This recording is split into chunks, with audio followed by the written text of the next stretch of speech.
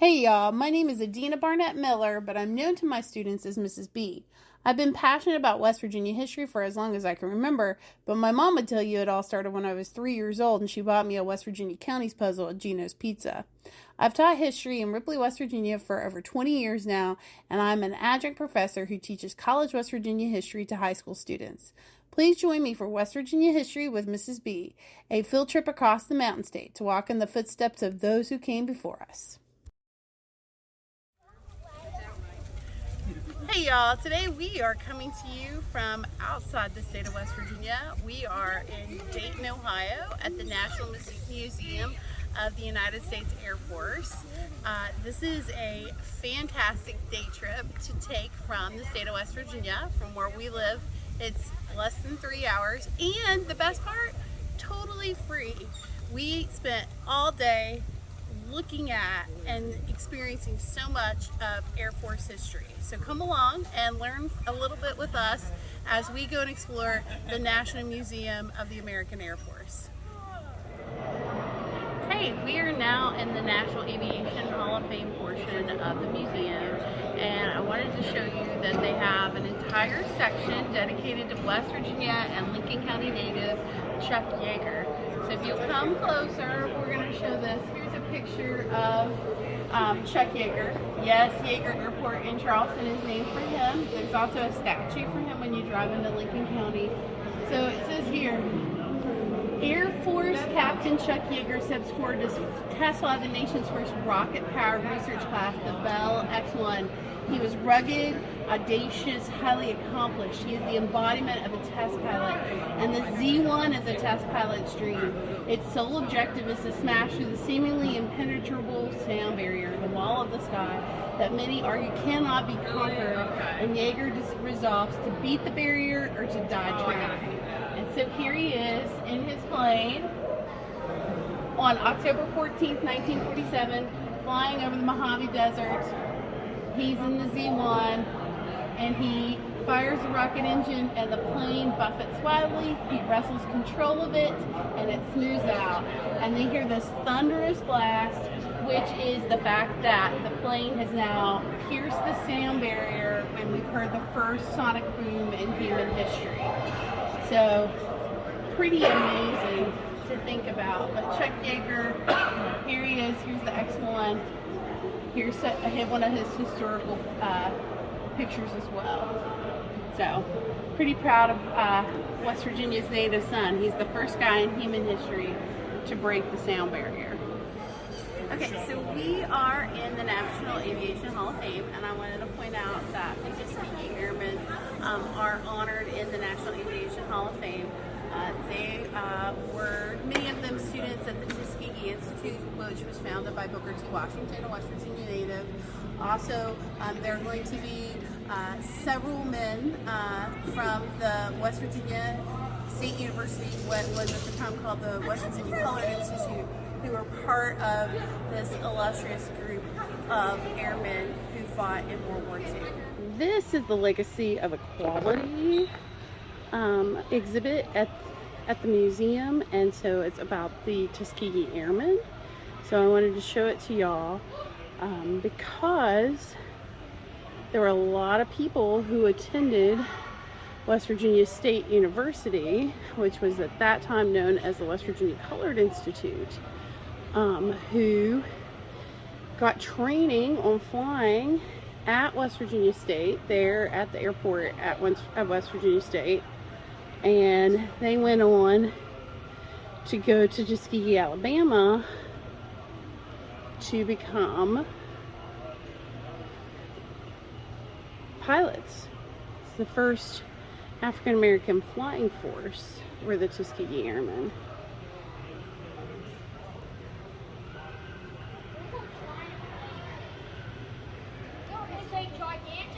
Here we go. Here is a jacket from the era.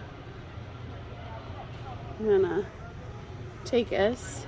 There were 990 pilots, 350 of them went overseas.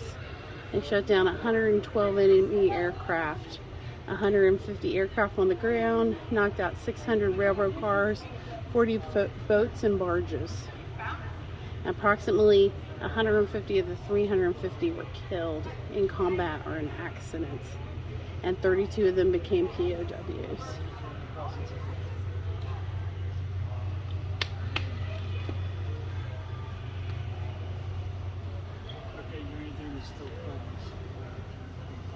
So here we go.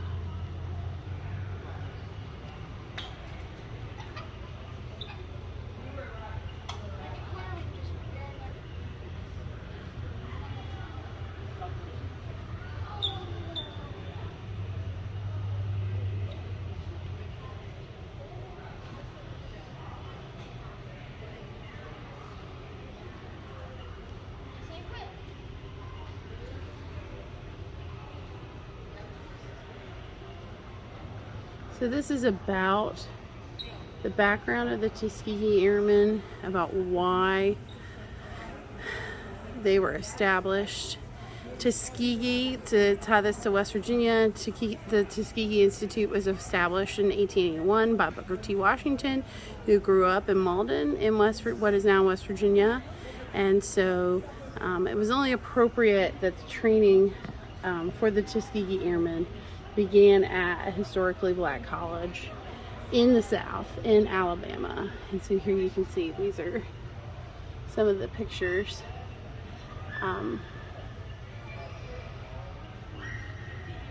Black pilots being trained by white officers. And here's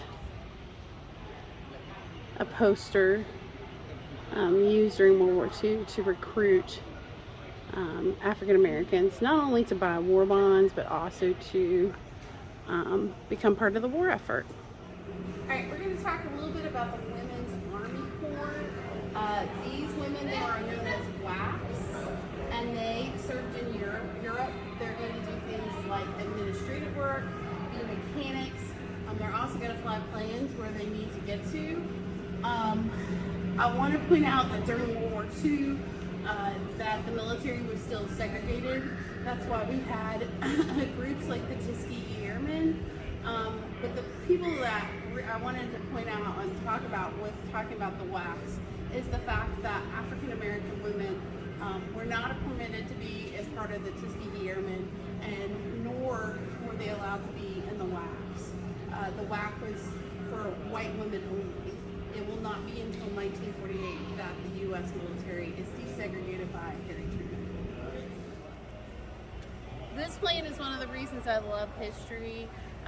This is the plane that actually dropped the atomic bomb on Nagasaki in Japan in August of 1945. And is when the Japanese surrendered to the United States. This plane is called Boxcar, and you can see on it, it actually has Nagasaki with the atomic bomb on the side of the plane.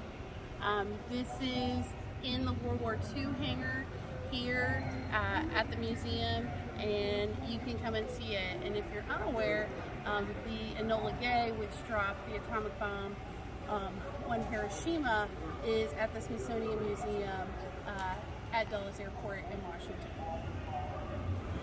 Alright, so we're now in the Korean War portion of the museum. This is a section that rings home for me. The Korean War is going to be the first war where we actually have a separate United States Air Force. And so one of the first people to sign up was my grandfather, Jack Boswell from Jackson County, West Virginia. And so this rings especially home to me because one of the stories he told me about was being in the tent, it being freezing below zero, and the first night that he was in Korea, 7,000 miles away from home, he was asleep and an air raid siren went off, and so he ran out of the tent only in his long underwear to go get it in a bomb shelter. And he said, after that night, I learned that I probably should sleep with my clothes completely on. You never know when you had to go to get in a bomb shelter. So it talks about here that they lived in tents with wooden and concrete floors. They had meager possessions and furniture cobbled together. They made it from scrap wood crates. It was blistering hot in the summer, freezing cold in the winter. It could be dusty or muddy, and they did their best to fight the boredom, and they lived in very poor weather conditions. So, here you go. Korea is kind of like West Virginia. It's the same parallel level, and so it's hot in the summer, very cold, as you can see from the icicles in the wintertime. And so here's some of the pictures of the daily life of what these men experience in Korea. And these mountains here, you've got your mud and you've got the snow of the mountains. And so if you followed the Winter Olympics were in Pyeongchang, South Korea in 2018. And so people would ski on these mountains, which are some of the best in the world, and there are all kinds of different ski resorts in South Korea. One of the cool things that they have in the Korean War section is planes that you can walk into. This is a B-29 fuselage, and so if you look here, here's some of the artwork from the different planes, but this one has some people that you may have seen before. During World War II and even later, Disney produced a lot of the imagery used within the military, and so this is a Disney piece, or at least a Disney inspired piece. And here's some of the bombs that were used during Korea. I mean, the technology just became so much more than what we had in World War II. Here's some of the planes from the Korean War era.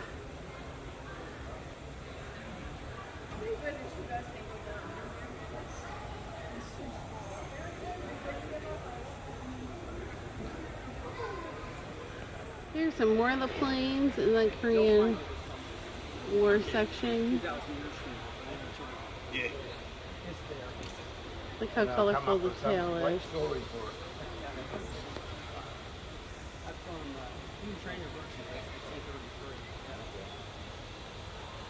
Okay, so we are moving on to the Southeast Asia War of Vietnam, Laos, and Cambodia, and I want to show you some of the planes in this section.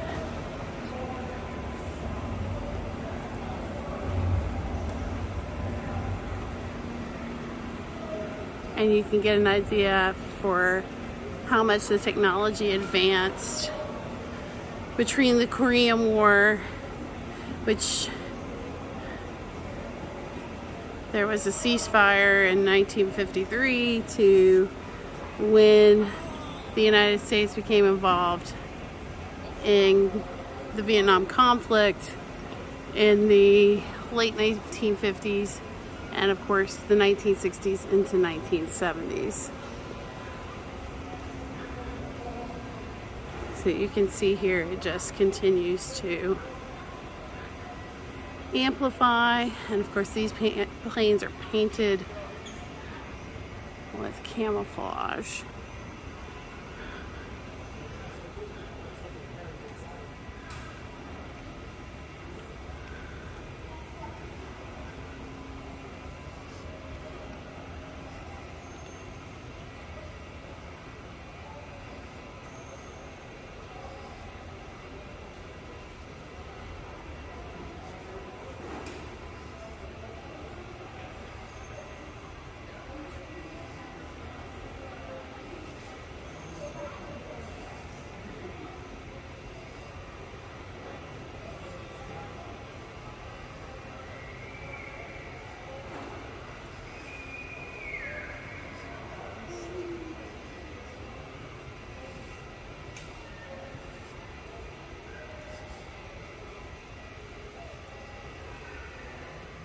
So one of the coolest things that they have here at the museum is a collection of presidential aircraft that are controlled by the Air Force.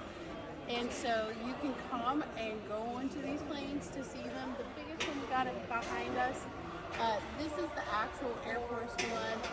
that carried Kennedy home after he was shot in Dallas, and other presidents used it from Kennedy all the way up to Bill Clinton. And if you look around, you can see all these places have stairs so you can go in and out so you can see what they look like. And there are several aircraft from these smaller ones were used by cabinet members and then presidents when they're going to smaller airports. They have the original Air Force One that was used by FDR to go to Yalta. And then this really big monstrosity that is the Air Force One that was used for decades up until the Clinton administration, and then it was retired. So these are all under the control of the Air Force, and that's why they're here at the museum. Hey y'all, it's West Virginia History with Mrs. B. I hope you enjoyed the video. It is nowhere near everything in the museum, or even close to half, or even a little bit of what was in the museum, but we wanted to give you a taste of some of the things that you can talk about with your students or your children about West Virginia history. I'm here with my niece and nephew, Huck and Harlow Renault, and I wanted to get their take on the museum before we sign off. So Harlow, what did you think of the museum? It was amazing, and I learned so much about some of the wars I haven't even known. You didn't know about the wars, and you learned a little bit more about the wars. Yeah. Awesome. Huckleberry, would you recommend people come from this museum from West Virginia? Why? Because it's amazing, and it's a great way to learn history. It's a great way to learn history. And other stuff. And other stuff. What was your favorite thing that you saw today? Everything. What specific thing was your favorite thing? Going inside some of the planes. Ah, going inside the planes. You enjoy going inside the planes? The VR simulator. Oh, they have simulators here. So the museum is totally free. It does cost $10 to do the IMAX experience, which is almost an hour-long movie. And we actually saw D-Day, Normandy, and it was so good. Yep. And they also have simulator experiences. So the museum is totally free, but you do pay to do the simulators and to do the videos. What else do you want to say, Harlow? Make sure you like and subscribe and hit that notification bell so you can be more connected with what's happening? Yes. Yeah.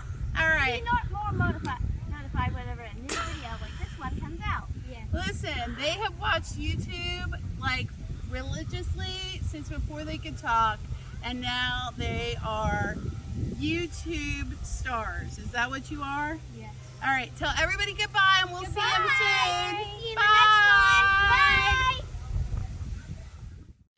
Thanks, y'all, for watching. Please like, share, and subscribe to West Virginia History with Mrs. B on both Facebook and YouTube.